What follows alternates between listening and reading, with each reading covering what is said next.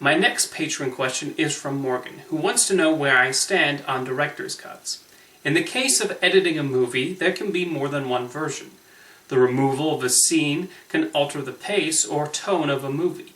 However, an extended edition or director's cut can change the interpretation of what was originally made. I would like to ask, what do you prefer, the theatrical cut or the longer version, as both hold their own pros and cons? For me, it depends. A lot of the time, when I have the option between the theatrical version or the director's cut, I will pick the theatrical cut.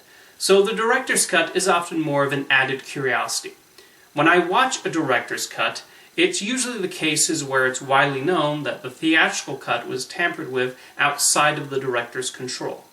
However, I find most of the time the longer cut is just that, a cut of the film with deleted scenes added back in. Now, there are a few cases where I have seen both versions and prefer the director's cut. The director's cut of Amadeus fleshes out Mozart, Salieri, and especially Constance, allowing for greater characterization.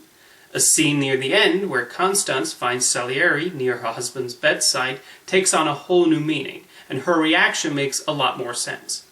I also find Richard Donner's cut of Superman 2 superior to the theatrical version completed by Richard Lester, although that's a case where Donner was fired by the producers, and years later was able to complete his preferred cut, whereas Milos Forman was still very proud of the theatrical cut of Amadeus. He merely deleted those scenes for commercial purposes. I like the director's cut of Batman vs. Superman slightly more than the theatrical version too, as the motivations and decisions by Batman, Superman, and Lex Luthor were made a lot more clear. There are also cases where the version I'm familiar with is the longer version.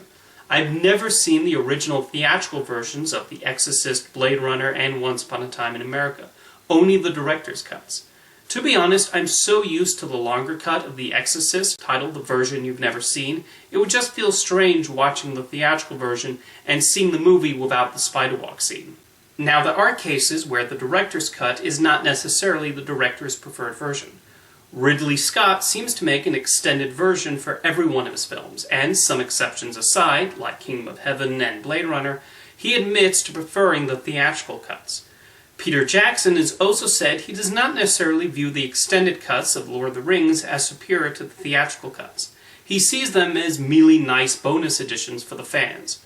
I myself have only seen the theatrical cuts of the trilogy, and those are the ones I own on disc. I've never found myself in a hurry to watch the longer cuts. An infamous director's cut that has gotten a lot of attention in recent years is Zack Snyder's Justice League, which after much speculation will finally be released on HBO Max in 2021. I admit two of my biggest issues with the theatrical version of the film is that it felt like a bunch of clashing visions competing with one another, and that the strange color grading made the movie look cheap. Watching the trailer for the Snyder Cut, it does appear those issues have been resolved. It looks like Snyder's singular vision, and the cinematography appears normal. I admit to not having a strong opinion either way on the Snyder Cut and kept out of those discussions.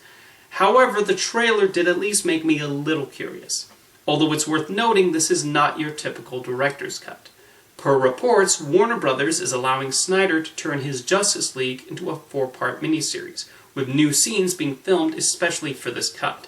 So this is going to be different than the hypothetical cut he would have delivered had he been able to complete the film in 2017. Lastly, I want to talk about the availability of these different cuts. I think studios and filmmakers should make them widely accessible. If you're a fan of Almost Famous and want the Blu-ray, but you're not interested in the 3-hour director's cut, you're out of luck, as that's the only version available in that format. And I find that a strange choice on the studio and Cameron Crowe's part.